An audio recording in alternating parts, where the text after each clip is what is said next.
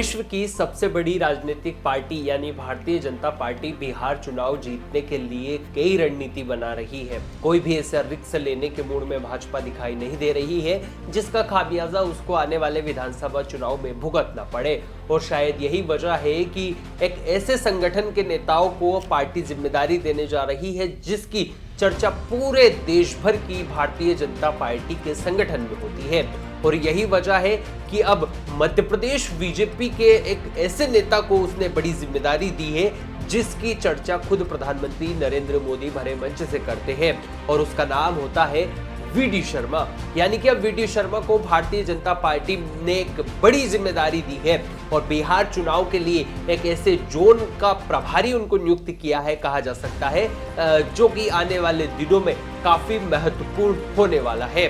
अब कौन से जोन की उनको जिम्मेदारी दी गई है और क्या कुछ रणनीति जो है वो बनाते हुए वी.डी. शर्मा दिखाई देंगे।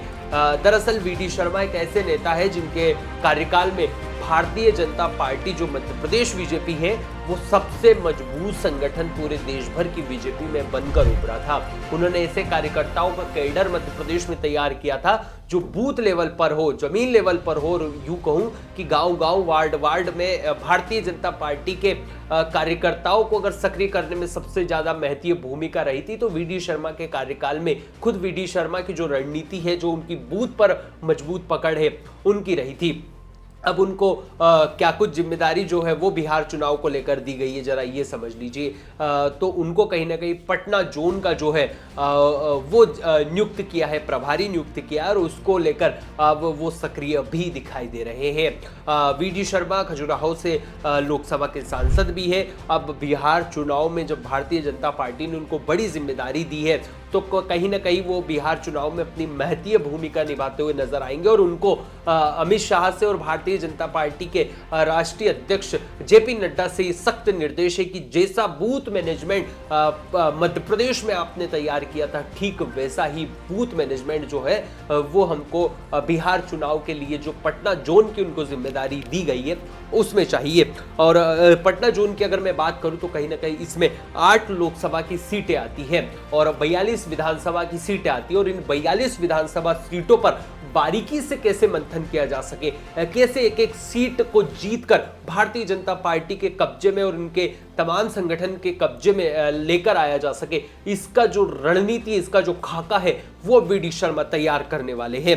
कहीं ना कहीं एमपी मॉडल के तहत ही अब पटना जोन में अब बीजेपी का जो संगठन है वो काम करता हुआ नजर आएगा और यही वजह है कि इसको लेकर कहीं ना कहीं वी.डी. शर्मा ने अपनी जो तैयारी है, अपनी जो रणनीति, अपनी जो सक्रियता है वो बढ़ा दी है। और पहले दिन ही उन्होंने मुंगेर में और बेगूसराय में अपने तमाम कार्यकर्ताओं के साथ, अपने तमाम संगठन के पदाधिकारियों के साथ, अपने तमाम नेताओं के साथ वो मंथन, वो विचार विमर्श शुरू कर दिया है जो कहीं ना कहीं पटना जोन की वो जो 42 सीटों की मैं बात कर रहा हूं उनको लेकर खास होने वाला है। उनमें कहीं ना कहीं जो पार्टी है वो जीत दर्ज करने वाली है, वो रणनीति जो है वो वी.डी. शर्मा की ओर से शुरू कर दी गई है। तो ये कहा जा सकता है कि मध्य प्रदेश बीजेपी का जो संगठन है, जो रणनीति है, जो चर्चाएं दिल्ली दरबार तक मध्य प्रदेश बीजेपी के संगठन की होती है वो अब पटना में भी दिखाई देगा और वी.डी. शर्मा का जो बोलबाला है वो अब इन 42 सीटों पर विशेष रणनीति जो है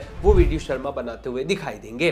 अब देखने वाली बात होगी कि इन 42 सीटों पर किस तरीके से मैनेजमेंट जो है वो वी.डी. शर्मा बनाते हुए दिखाई देते, लेकिन पहले दिन ही उन्होंने अपने जो ट्रायल बॉल है वो खेलकर ये बता दिया है कि वो सियासी पिच पर बिल्कुल फिट बैठते हुए दिखाई देंगे और इन 42 सीटों पर भारतीय जनता पार्टी के जो संगठन है, जो बाकी के गठबंधन के जो पार्टी के जो नेता हैं उनके साथ भी वो कैसे तालमेल बिठाते हैं, कैसे कार्यकर्ताओं के साथ मिलकर इन 42 सीटों की जो रणनीति वी.डी. शर्मा को दी गई है, सौंपी गई है जिम्मेदारी, उसको लेकर वो रणनीति बनाते हुए दिखाई देते। ये आने वाले दिनों में देखने वाली बात होगी, लेकिन कहीं ना कहीं कहा जा सकता है कि पूर्व बीजेपी के प्रदेश अध्यक्ष वी.डी. शर्मा का जो बोलबाला है वो दिल्ली से लेकर अब पटना तक पहुंच गया है और वी.डी. शर्मा कहीं ना कहीं ये बड़ी जिम्मेदारी निभाते हुए नजर आ रहे हैं। लेकिन क्या कुछ इन 42 सीटों पर खास होने वाला है और कितनी सीटें बीजेपी जीत पाएगी आने वाले वक्त में ही पता चलेगा। लेकिन तब तक के लिए आप देखते रहिए द डेली न्यूज।